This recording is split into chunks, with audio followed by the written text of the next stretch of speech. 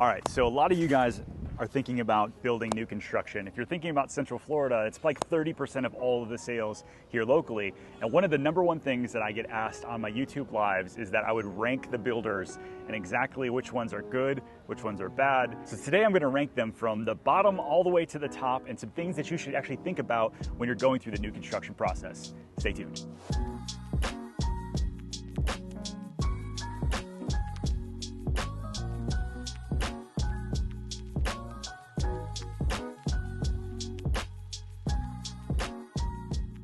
There's a lot of things to consider when you're going into the new construction process. You have builder quality, you've got builder reputation, you've got just a lot of things to consider throughout the entire process.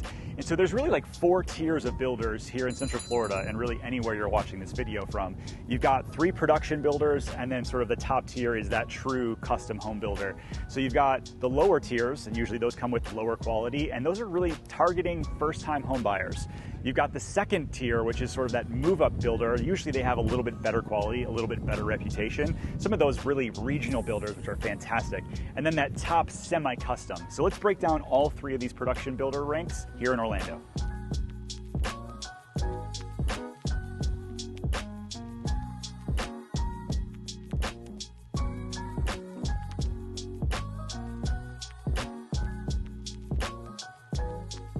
All right, so let's talk about this sort of like entry-level, lower third builder here in Central Florida. Really, that's gonna be like Lennar, D.R. Horton Express, Starlight Homes, and Syntex, and Ryan Homes, probably all 5 of those.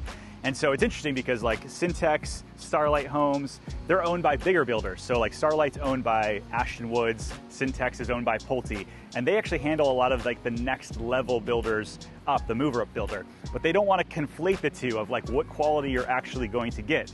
And so what are some of the things that you're going to get in sort of these first tier builders, if you will? They're typically lower quality in terms of just like the product in the house. So the cabinetry, the flooring, the way that it's all put together. The windows typically might be a little bit stepped down compared to some of the other ones in the next 2 tiers. And so this is all totally fine if you think about it the correct way going in. So a lot of folks think, well, I'm getting a Lennar home, the warranty might not be as great. It might be a little bit of a crazy race to the finish at the end. And maybe I have some punch list items after closing, which makes the process not as fun. But you're saving significantly off the next 2 tier builders up. So it's not necessarily a bad thing if you're buying one of these lower tier builders. It's just getting into it with the proper expectations as you move forward. And we'll talk about some tips towards the end of the video on how to go through these processes on each tier.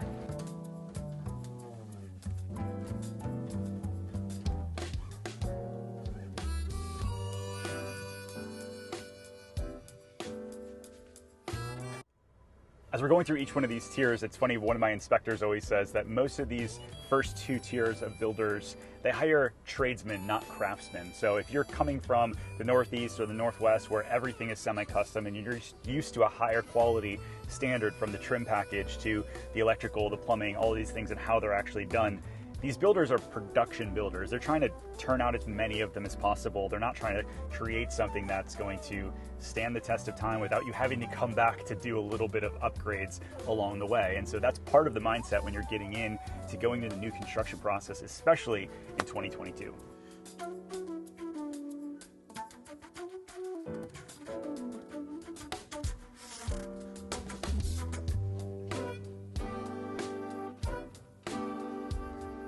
So tier 2 builder, I would say, is kind of your David Weekley, Pulte, Ashton Woods. There's a lot of localized builders like Hanover. And so those are really your mid-level guys, the people that offer a really standard that's a little bit higher than level 1, obviously, but then also spend a little bit more time on being able to customize your place. Many of the lower tier builders are just taking a lot, taking a model, picking one of the 4 finishes that they do, A, B, C, or D, and just going with it on a package. You buy it kind of towards the end of the whole construction process, whereas the next tier allows you to customize a little bit more. Although with the supply chains that we're all kind of dealing with right now, many of the builders, even all the way up through semi-custom, aren't really getting as custom as they maybe have in the past. But those are sort of the middle tier builders that I really like.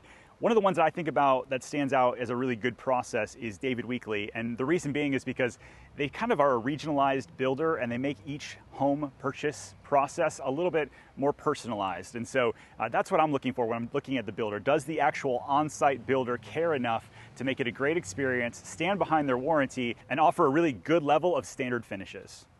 Question for you. Yeah. Hold up. Oh, sure. Did you build a new home? I did. I bought multiple new homes. Who built your home? David Weekley and Ashton Woods.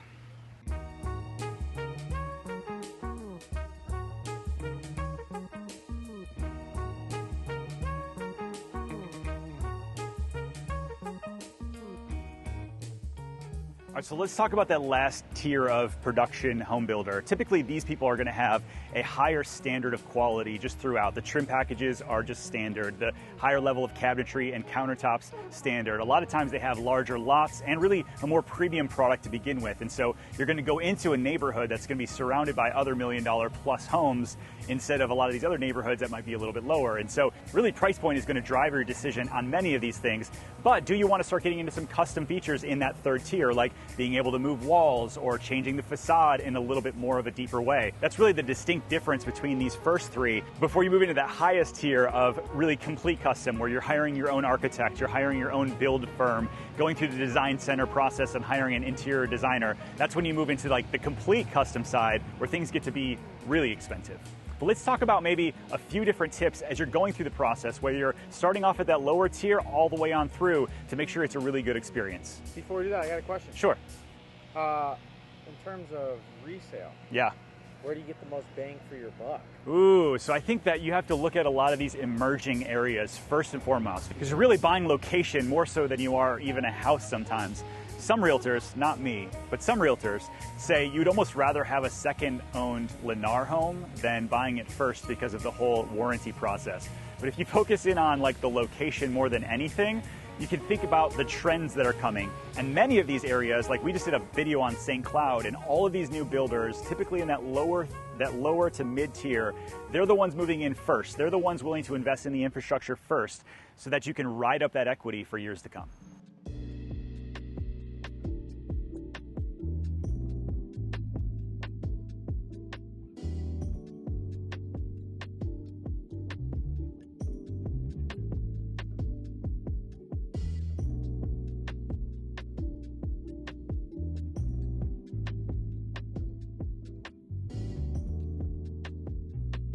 All right, so there's 4 or 5 or 6 different things that we're going to talk about when it comes to new construction, and as you're going through the process, things that you should be thinking of. Number 1 is the VIP list. You have every builder out there on their board as they're moving dirt all around you that say that they're creating a VIP list. And what does that even mean?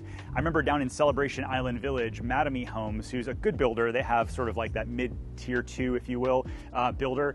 They had like 7,000 people on their VIP list. Not very important, is it, Jay? I feel like 7,000 people. That's just a lot of people on a list. And so what they do is they figure out who's going to be most committed to the process. They're going to get pre-approved with their lender. They're going to be ready to go when something does happen. And typically they move people up that list accordingly. What we do on my team is we actually have relationships with all of these different builders and the on-site sales reps. And we're in the know on when new lot releases are coming through, when things are coming down the pipe to be able to get you guys into a home instead of waiting on some dying VIP list. So that's something to think about. Number 2 you want to get really clear on is the builder's warranty process. The majority of them here in Central Florida have a 1, 2, 10. That's 1 year bumper to bumper. Everything's included, from scratch paint and just kind of everything in the place.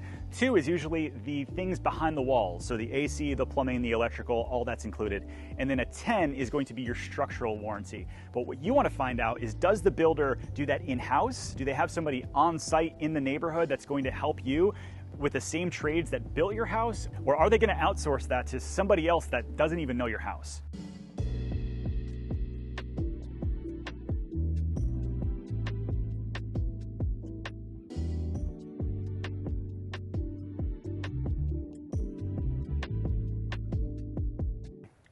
Another thing to think about, number 3, would be how are these builders handling offers? There's some builders out there that will have you do multiple offers. They'll say, hey, we got 20 buyers interested in these 5 lots, and you guys are gonna bid on the lot based on the home that you're gonna build, and how much money we can make from you in these processes. Some do it that way. Other ones decide, hey, we're just going to continue to build the entire house, and once we get 60 days before it being finished, we're going to open it up for highest and best. And then you have to go in and know, are you going to have a great deposit, an appraisal waiver? What's your strategy in that whole thing? So the days of like sitting down with a new home consultant and picking your lot and picking your model and going through all these things have kind of come and gone, at least in our current market. So understanding the strategy behind that is really important.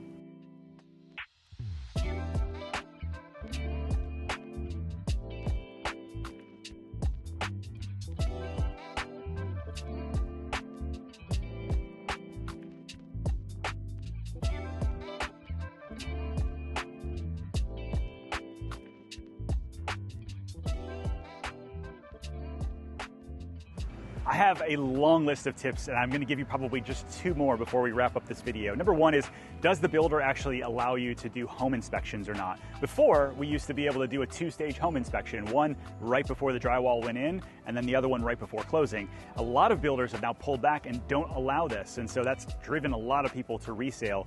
But here's the thing, on resale, you haven't been able to see behind the walls either, but at least you've had the test of time to figure out if something's going to happen. And so understanding ahead of time that, listen, you're basically counting on the counties, Orange County, Osceola County, Lake County, to do their job during the inspections and do it properly so that you don't have issues moving forward. Many builders will lean back and say, well, we have a warranty for a reason, and so if you have an issue that pops up, then we'll take care of it. But after a year or 2 years, then what? Again, stuff to think about.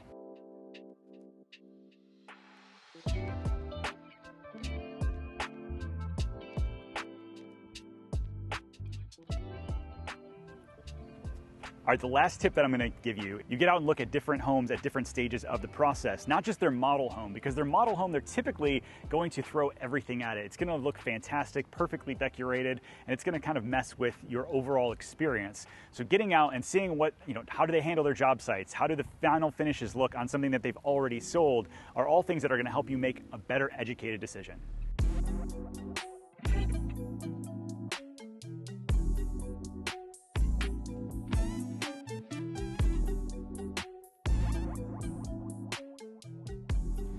So if you're thinking about building a new construction home, I understand it. Like, there's not a lot of homes on the market on the resale side, so new construction just naturally looks like an amazing opportunity. But it is way more difficult than it ever has been to get into a new construction home, and that's where my team and I come into play. So if you're looking to make a move within Central Florida, or you're moving to the area for the first time, my team and I would love to be your real estate resource of choice.